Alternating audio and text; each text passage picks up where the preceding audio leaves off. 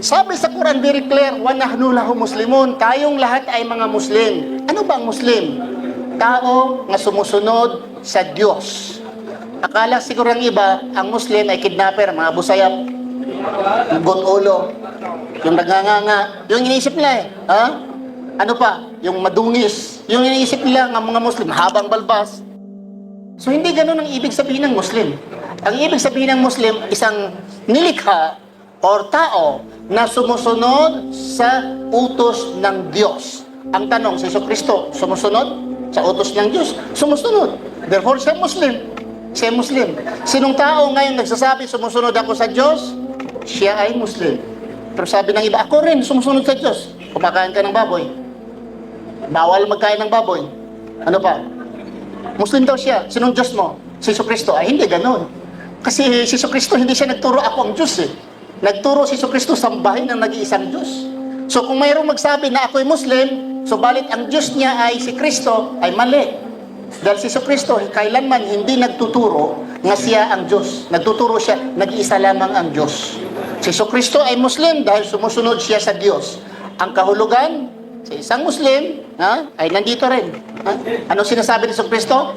Our Father, which art in heaven. Ama namin, nasa langit ka. Sundin ang iyong, anong tawag nyo? Sundin ang iyong utos, kautusan. Thy will be done. Susundin ang iyong or masusunod, matutupad ang iyong kautusan. Muslim. Ito ang ibig sabihin ng Muslim. Sumusunod sa kautusan ng Diyos. Si Jesucristo ay sumusunod. Kahit sa Biblia, nagsabi siya, sumusunod siya sa utos ng Diyos. Muslim si Jesucristo. Okay, ano pa?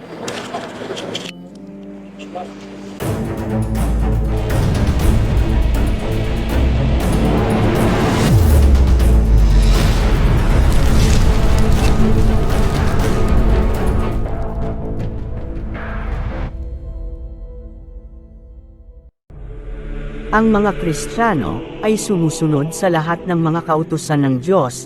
Ibig sabihin, ang mga Kristiyano, sila ba ay mga Muslim din? At ang mga Muslim ay hindi sumusunod sa ibang mga kautusan ng Diyos. Ibig sabihin, ang mga Muslim, sila ba ay mga Hentil din? Parang ganyan lang yan kapatid, kung nagtataka kayo, kung bakit ko sinabi na ang mga Muslim ay parang mga Hentil, sapagkat sila ay hindi sumusunod sa ibang mga kautusan ng Diyos, tulad nito. Alalahanin mo ang araw ng Sabat upang ipangilan, at ang kuneho, sapagkat ngumunguya, datapwat walang hati ang paa, karumaldumal nga sa inyo. At ang libre, sapagkat ngumunguya, datapwat walang hati ang paa, karumaldumal nga sa inyo. Huwag kayong kakain ng laman ng mga iyan, at ang bangkay ng mga yaon ay huwag ninyong ihipuin, mga karumaldumal na sa inyo. At lahat ng walang palikpik at kaliski sa mga dagat, at sa mga ilog, at sa lahat ng mga gumagalaw sa tubig, at sa lahat ng may buhay sa tubig, ay pawang karumaldumal na sa inyo. At magiging karumaldumal sa inyo, huwag kayong kakain ng laman ng mga iyan, at ang bangkay ng mga iyan ay aariin ninyong karumaldumal. Anumang walang palikpik at kaliski sa tubig ay magiging karumaldumal sa inyo. At hindi lang yan, marami pang mga karumaldumal na kinakain ng mga Muslim, kahit nga ang laman ng baboy, pwede nilang kainin, maliban na lang daw kung wala ng ibang makain. Ngunit kaunting piraso lang ang pwede nilang kainin, upang malampasan lang ang gutom sa kamatayan. Yan ang mga walang kabuluhang dahilan nila. Paano naging Muslim ang sumusunod sa mga kautusan, ngunit kayo'y mga suwail sa mga kautusan ng Diyos? At paano naging Muslim ang Kristo, sapagkat hindi siya kumakain ng mga karumaldumal sa mga nabanggit natin? Kapatid, mas lalong, hindi sinungaling ang Kristo, at wala siyang sinabing ganito, kundi ito ang sinabi niya. Magsidalangin nga kayo ng ganito, Ama namin na nasa langit ka, sambahin nawa ang pangalan mo. Sambahin nawa ang pangalan mo. Ito ang tinuro ng Kristo sa mga alagad niya. Hindi ang sinabi niya, Ama namin nasa langit ka, sundin ang iyong kautusan. Our Father, which art in heaven. Ama namin, nasa langit ka. Sundin ang iyong, anong tawag nyo? Sundin ang iyong utos, kautusan. Paano kami maniniwala sa iyo kapatid, ngunit ikaw man ay nagsisinungaling? Alam mo ba kapatid, kung sino ang ama ng mga sinungaling?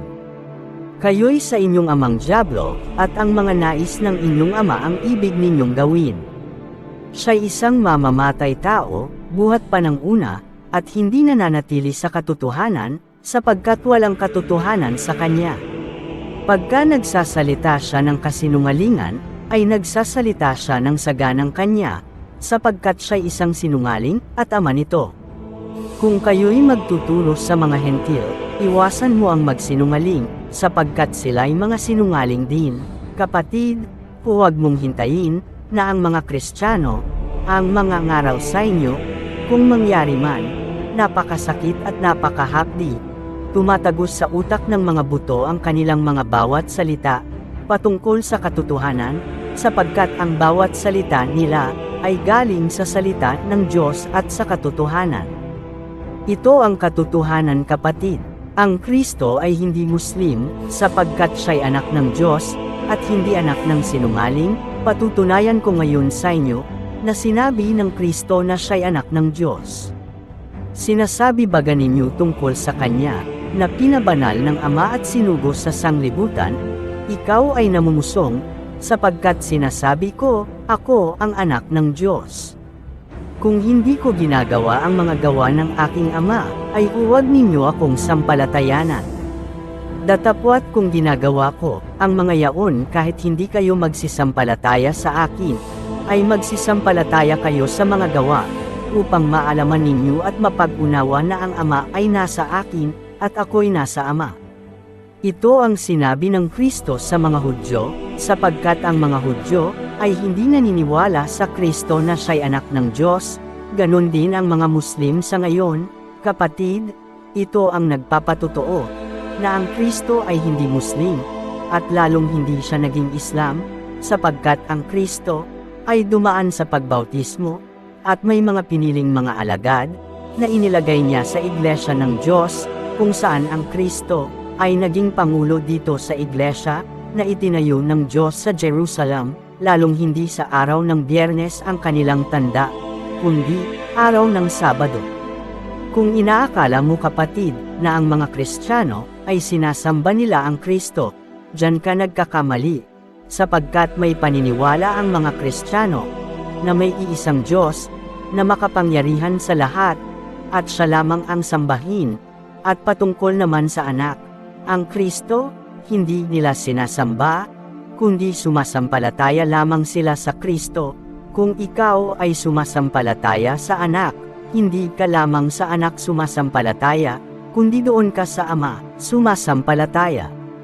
At si Jesus ay sumigaw at nagsabi, ang sumasampalataya sa akin, ay hindi sa akin sumasampalataya, kundi doon sa nagsugo sa akin. Paano yan kapatid? Ang mga Muslim ay ayaw sumasampalataya sa anak.